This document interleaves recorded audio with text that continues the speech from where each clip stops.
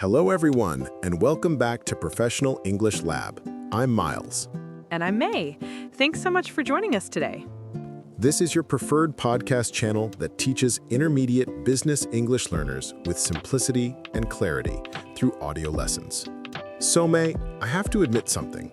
Even after years of working in English, I still get nervous before presentations. My hands get sweaty, my heart races. Does that ever happen to you? Oh, absolutely. And you know what? That's completely normal.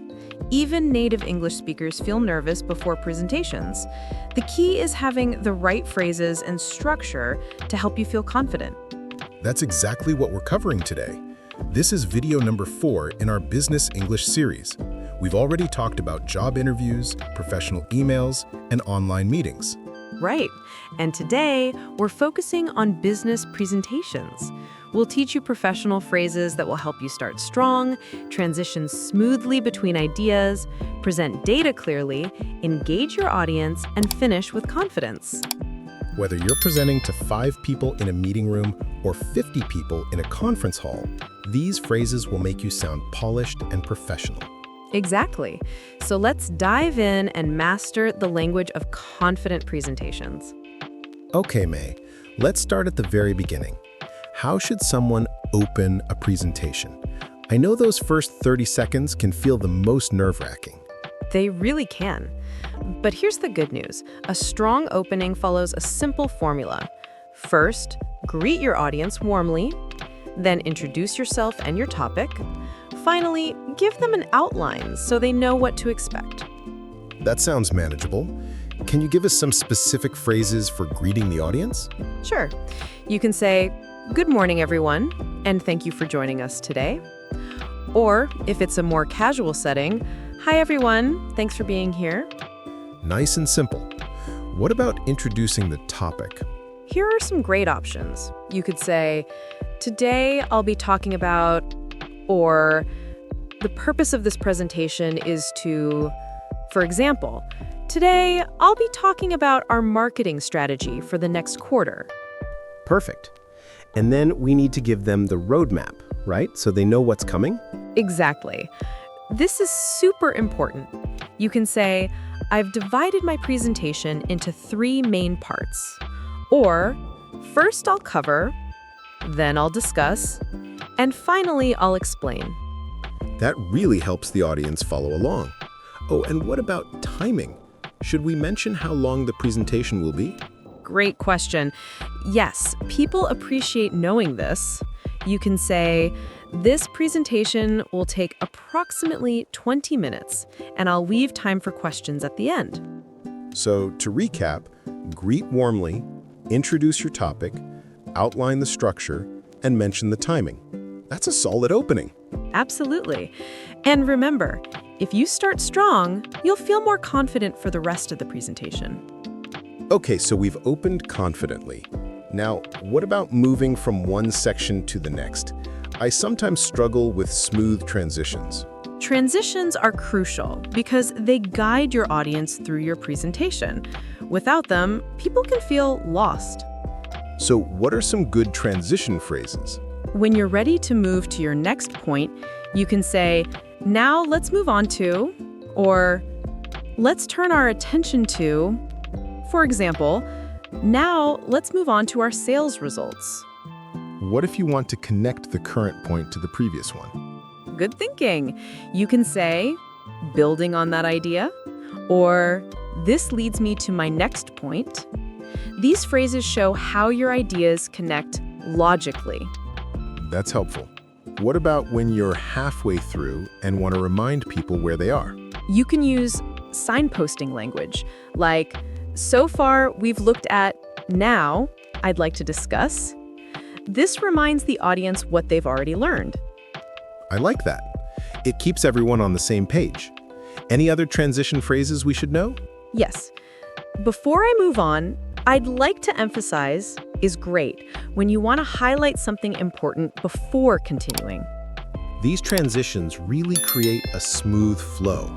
I can see how they'd make both the presenter and the audience feel more comfortable. Now, Myles, let's talk about something that comes up in almost every business presentation: data and visuals. Oh yes, charts, graphs, tables, but sometimes I'm not sure how to reference them clearly in English. It's actually quite straightforward. When you want to direct attention to a visual, say, as you can see in this chart, or if you look at this graph. Okay, and what about describing what the data shows? You can say, this graph shows that sales increased by 15%, or this chart illustrates the relationship between. The word illustrates is very professional and commonly used. What if there's a significant trend or change in the data? Great question. You can say, as this slide demonstrates, there's a clear upward trend in, or what's particularly interesting here is.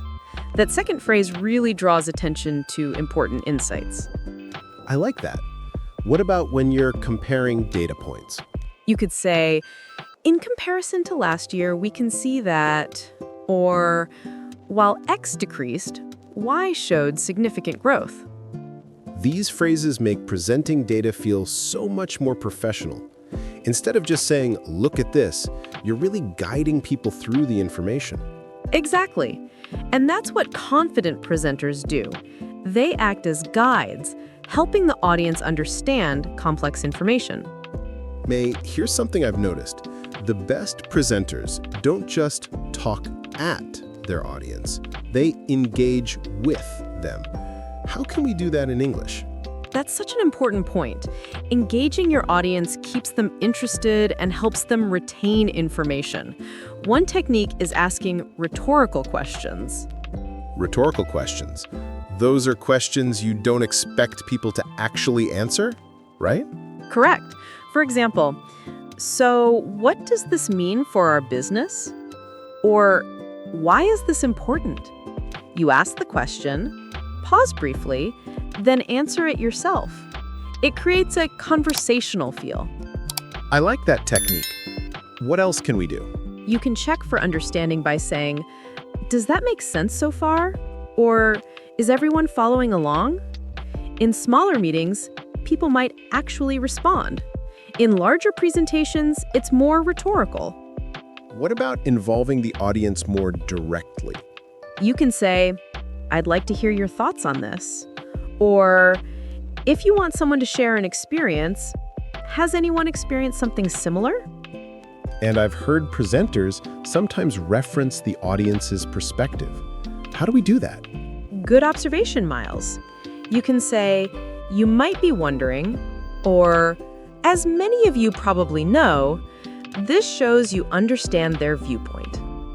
These engagement phrases really transform a presentation from a monologue into more of a dialogue. Even if the audience isn't speaking, they feel included. Exactly right, Myles. And that's what keeps people's attention. Okay, we're coming to the final section now. How to wrap up a presentation effectively. May, what's the best way to signal that you're concluding? First, you need to signal clearly that you're wrapping up. You can say, in conclusion, or to sum up, or let me briefly summarize the key points. And then you recap the main ideas, right? Exactly. You might say, today we've covered 3 main areas. First, second, and third. Keep it brief, just the highlights. What about ending with a call to action or recommendation? That's very common in business presentations. You could say, based on this data, I recommend that we, or moving forward, we should focus on. Now here's something that makes people nervous, the Q&A section. How do we handle questions professionally? Great topic. First, invite questions by saying, I'd be happy to answer any questions, or does anyone have any questions or comments? And what if someone asks a question you don't know the answer to? That's always a bit scary. It happens to everyone. You can say, that's a great question. I don't have that information right now, but I'll find out and get back to you. Being honest is much better than guessing. That's reassuring. And finally, how do we thank the audience? End warmly with, "Thank you for your attention," or "Thank you for your time today. I appreciate your engagement." Always express gratitude. Perfect.